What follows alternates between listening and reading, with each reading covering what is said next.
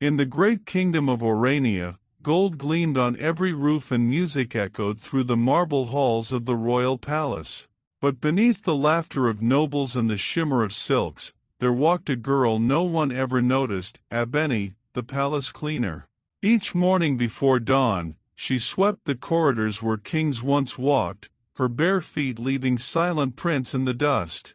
Her dress was torn, her hands calloused, and her head always bowed. When nobles passed, they wrinkled their noses.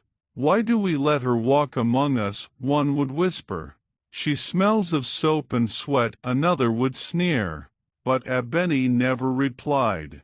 She only smiled softly, bowed her head, and continued sweeping. For in her heart, she carried a quiet truth her late mother had once told her: the crown of the humble shines brightest in the eyes of heaven. Queen Adesuwa ruled Orania with grace and wisdom, yet her heart was weary. Rumors of betrayal whispered through the palace walls, whispers of assassins and poison cups. Still, she hid her fear behind her royal smile, trusting that the gods would watch over her. Unbeknownst to her, Abeni often paused outside the queen's chambers, listening as the monarch prayed in the lonely hours of night. Sometimes, the cleaner would whisper her own small prayers into the darkness: "Protect her, O spirits of the land. She carries the weight of many hearts." And though she was but a servant, Abeni felt a strange bond to the queen, one born not of duty, but of compassion. One fateful night, the palace lay silent under a silver moon. Only the faint hiss of candles and the chirp of distant crickets broke the stillness. Abeni, as always, worked late, sweeping the grand corridor that led to the queen's private chambers. Suddenly, she heard a faint creak, the sound of a door, gently pushed open. Curious, she crept closer. Through the flicker of torchlight, she saw a figure dressed in dark robes, moving swiftly toward the queen's room. In his hand glimmered a dagger. Her heart froze. She could have run. She could have stayed silent. But something greater than fear stirred inside her, a calling she could not explain. Abeni dropped her broom, snatched up a bronze candlestand, and rushed forward. Before the assassin could strike, she swung with all her strength. The metal cracked against his wrist, the dagger clattered to the floor. A struggle followed, fierce and desperate, until the intruder fell unconscious. Breathing hard, Abeni looked at the queen, who had awakened in terror. But before guards arrived, Abeni slipped away into the shadows, leaving only her broken candlestand behind. By morning, the palace buzzed with confusion. "The queen lives," cried the guards. An assassin was stopped. Queen Adesuwa ordered that her rescuer be found, but no one could name her. The nobles gossiped wildly. Perhaps it was one of the soldiers, some said. No, said others. It was a spirit, the gods sent a guardian. For 3 days, the queen sought answers in vain. Finally, she summoned the royal seer, an old woman with eyes like storm clouds. The queen bowed her head and asked, "Who saved my life?" The seer gazed into her bowl of water, murmuring in a forgotten tongue. At last, her eyes widened.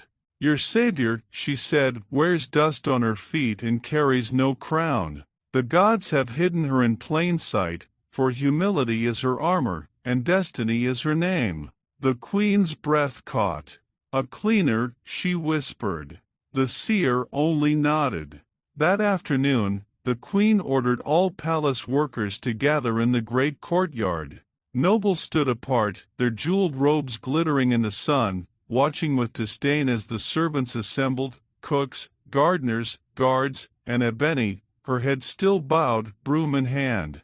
The queen stepped forward. Her voice echoed like thunder, "Among you walks a soul chosen by the gods, one who saved my life when darkness came. Step forward, whoever you are." Silence filled the air. Abeni trembled, clutching her broom. Then, slowly, she stepped out of the crowd. Gasps rippled through the nobles. "The cleaner," someone hissed. This is madness. But when Abeni raised her eyes, the queen saw the truth, a purity that needed no proof. She approached the girl and gently lifted her chin. You hid your courage behind humility, the queen said softly. But the gods saw what mortals ignored.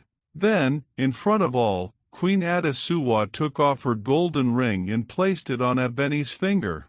From this day, she declared, you are the guardian of the throne, protector of the realm, keeper of truth.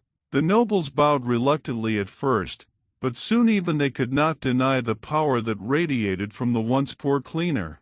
Her humility had become her crown. In time, Abeni grew into her new role, wise, calm, and watchful. And whenever she passed the nobles who once mocked her, they lowered their eyes in shame. But Abeni never forgot where she came from. Every dawn, she still walked the palace halls barefoot, sweeping the corridors before the queen awoke. When asked why, she would smile and say, even the greatest palace must be kept clean. Dust reminds us that we all come from the same earth.